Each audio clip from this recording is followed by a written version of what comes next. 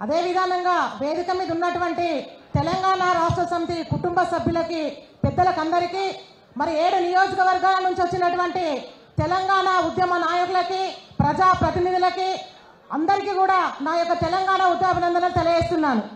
చాలా మంది పెద్దలు కడియం శ్రీహరి సార్ గురించి చెప్పడం జరిగింది. ఇప్పటికి కూడా నేను కడియం శ్రీహరి సార్ అని అంటా ఉన్నా.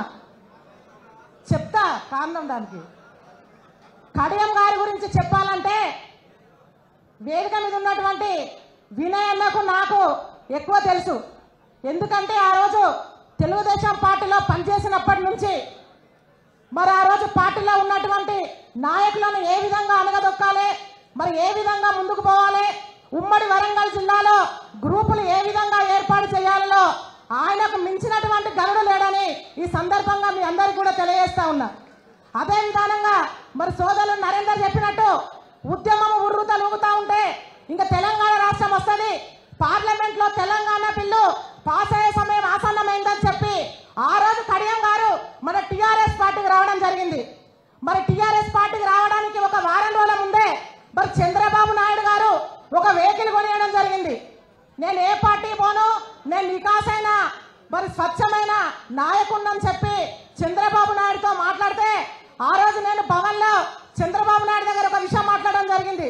వేదిక మీద ఉన్నటువంటి దయన్న ఉన్నాడు, కొంతమంది పెద్దలు కూడా ఉన్నారు.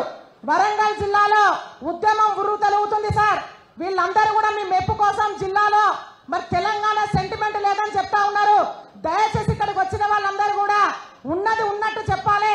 మరి బాబు గారు మీకు సన్మానం చేయరు, దండలయ్యారు.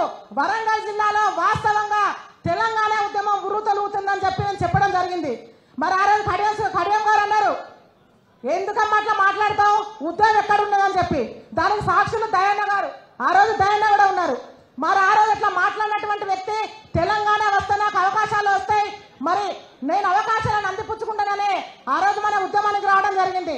మరి కడియం గారు ఒక్కరే వచ్చిందంటే ఆయన కొంతమంది చెప్పడానికి మొగమాట పెడతా ఉన్నారు.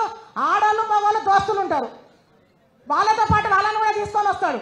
వాళ్ళని తీసుకొని వచ్చి వాళ్ళకు కూడా పదవులు ఇచ్చిండు, వాళ్ళు కూడా పదవులలో ఉన్నారు. వాళ్ళు కూడా కొంతమంది పోయిండు. నిన్న వాళ్ళు వచ్చి మాలాంటి ఉద్యమంలో ఉన్నటువంటి నాయకులకు మహిళలకు కూడా అన్యాయం జరిగిన పరిస్థితి ఉన్నది. ఏది ఏమైనా కూడా మరి చాటల కింద బియ్యం పోసుకొని చెరిగినాం, కాలు కొట్టుకోపోయింది, ఒరిజినల్ బియ్యం ఉన్నాయి. దయచేసి ఎవరైనా కూడా నిరాశ ఉండద్దు. తెలుగుదేశం మన టిఆర్ఎస్ పార్టీ శూన్యం నుంచి వచ్చిన పార్టీ, మళ్ళీ శూన్యమైనా కూడా సునామీ సృష్టించేటువంటి మన నాయకుడు కేసీఆర్ గారు ఉన్నారు. మీరంతా ఉద్యమ నాయకులు ఉన్నారు, వేదిక మీద మన పెద్దలు ఉన్నారు. కాబట్టి దయచేసి మనం అందరం కూడా మరి ముందుకు పోయి ఎవరం కూడా నిరాశ చెందకుండా మరి మన వరంగల్ పార్లమెంట్ ఏ అభ్యర్థిని పార్టీ అధిష్టానం నిర్ణయించినా కూడా మరి మన అందరం సైనికుల లెక్క పనిచేసి మన పార్టీకి ద్రోహం చేసి పదవులు అనుభవించి పోయిన వాళ్ళని చిత్తుగా ఓడించవలసిందిగా ఈ సందర్భంగా వేదిక ద్వారా మా ఉద్యమ నాయకులందరూ కూడా తెలియజేస్తున్నాను.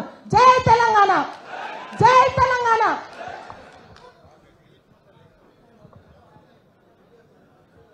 ఇప్పుడు